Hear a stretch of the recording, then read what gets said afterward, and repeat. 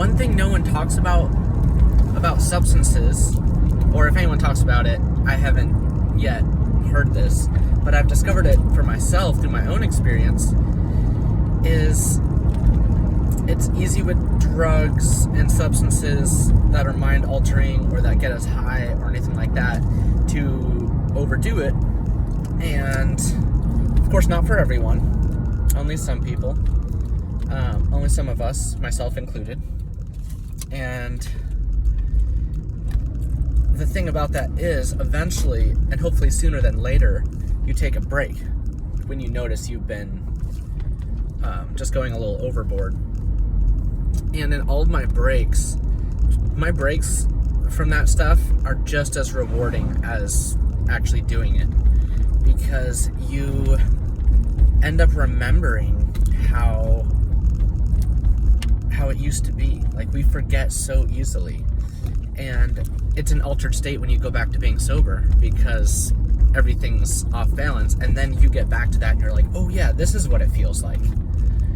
Because we forget what things feel like. That's why if we get so depressed is we're like, oh, this is just, I can't like live with things feeling this way. But we just forget, after so long of being in a difficult, grievous, or miserable place, we get like feeling like that's just all of our life, and it's all becomes meaningless and not worth anything. But it's just because we forget, and myself included, all the time. And it shouldn't be that way, but we just have to remember that that's just the way it is here. We're in a like limited like space in this iteration of our lives, in this reality. So what I'm getting to is with these substances, you get a sense of, it's like you remember what the natural high is, that natural euphoria. I would say euphoria is the natural high. It's like, people call that stuff emotions or whatever, but emotions are powerful. Emotions are part of our felt presence of being. So it shouldn't be spoken of in a reductionist kind of way where it's like, oh, it's just your emotions. Just your emotions. Your emotions are like like part of your soul. Like, that's what precipitates from your soul, is your emotions. And emotions are powerful, even more powerful than substances. And you do get high on them. It's like love. That's like the perfect example. Like, it's a dopamine. It's like a high, like way more than like getting stoned or whatever.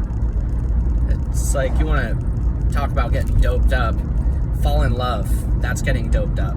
That's like way beyond any experience I've had getting stoned or whatever. Like, that is like far beyond it. It's like, because it's such a clear, like, light energy, which it can be like that for certain substances at the right amount. Goodness, Olympia, I tell you. It's like people will stop for people long before they get to the crosswalk, and it's like, look, just go. Like, you're in a 2-ton vehicle. It's like, it's faster for you to just go. I don't want to like worry if you're gonna stop or not. Sorry, a little side rant here, but it's been happening to me all the time. It's like, I'll make the effort to stop, and then the motor vehicle stops, and it's like, no, like, I already stopped for you, you go. And I know I'm not the only one. I see like looks on other people's face. It's like, yes, you're so cautious, you're so careful, you're such a careful driver. It's like, no, just like, this is the way I see it. This is my unpopular opinion on this side rant here. When you're in a vehicle, you have all kinds of blind spots. It's like you're inside of a thing. Like, I used to drive a motorcycle. It's very different because you're out, exposed, like, to the world. Here, I'm in a whole separate environment. So I'm always looking. As I'm moving, I'm always looking around because there's blind spots. But when you're moving and you're constantly in motion, you're constantly like recalibrating your vision. So even your blind spots, you can see everywhere. It's just in a flow kind of thing. Anyways, I don't know why it annoys me so much that cars stop for me as a pedestrian and on my bicycle.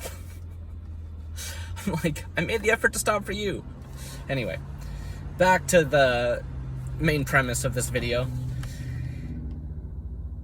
The reason it's good to get a little bit addicted to something, this is the main unpopular opinion. The reason it's good to get addicted to something for a short spell is because when you break that gives you strength and resilience. Like, you have been through something. Like, I'm not advising, don't go overboard. Just get a little bit addicted to something. Like you probably are right now, like coffee. Like, try quitting coffee and notice the changes in your felt presence of experience. Like how you're more relaxed, less neurotic, less impatient in traffic. Less like how I'm being with people that stop for me. Probably the coffee, I tell you. It does make us kind of neurotic. It's like low-key crack. No, I don't know. I've never done crack. I shouldn't say that. Sorry. I love hyperbole though. So, sorry, not sorry. Yeah, it's a beautiful day here in Olympia, and I would rather someone stop for me in their car than get hit, when it comes down to it.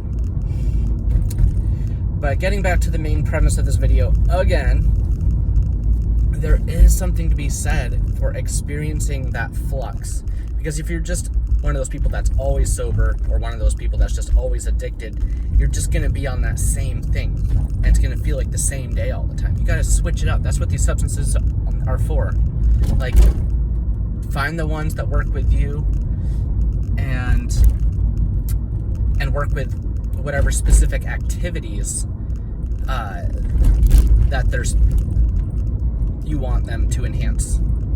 Like, for example, if you want to do art, maybe you smoke a little weed, smoke a little cannabis. I'm trying to say cannabis, not weed. And if you're, like, I don't know, if you're gonna like do a video like this, maybe have some coffee and be a little neurotic. I don't know, it's entertaining. I love watching people who are a little bit neurotic. It's like, unless they're just way off and a complete asshole, then it's like Bill Burr is one of those people. He's not afraid of what people think. Like, that, you have to respect that. Even if you get offended by shit he says, tough titties, bitch. It's not the most friendly world that we live in, and you have to have a certain amount of thick skin to be able to move through this space without folding. And by folding, I mean it's like getting triggered and losing your mind, and it's like how Neil Young was when Joe Rogan got on Spotify. Like, I'm just gonna take everything off Spotify because this influencer is saying something that doesn't agree with what I think science is. And it's like, that's a religious view to have of science, because you don't know enough to have a factual view on things. That's the whole thing. I can disassemble most arguments with that, is that you can't, you don't really know. It's like, just because someone quoted something in science, how can they prove, how can you know that is true, and that there isn't some bias attached to it? Because every ideology, and science has become an ideology. True science is like math, but not everyone interprets it correctly. It's just like with any other ideology. But if you truly have a mathematical approach on science, for example, the science of consciousness. We don't know yet. It doesn't mean it's not science. It just means we are not aware and intelligent enough to understand our own, like the workings of our own consciousness. Does that make sense?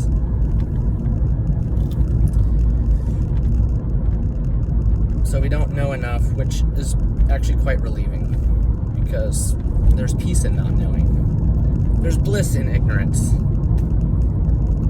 Enjoy what there is to be enjoyed.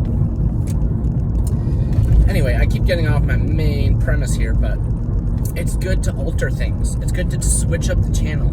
It's good to try little bits of that, and everything in moderation is all I'm saying.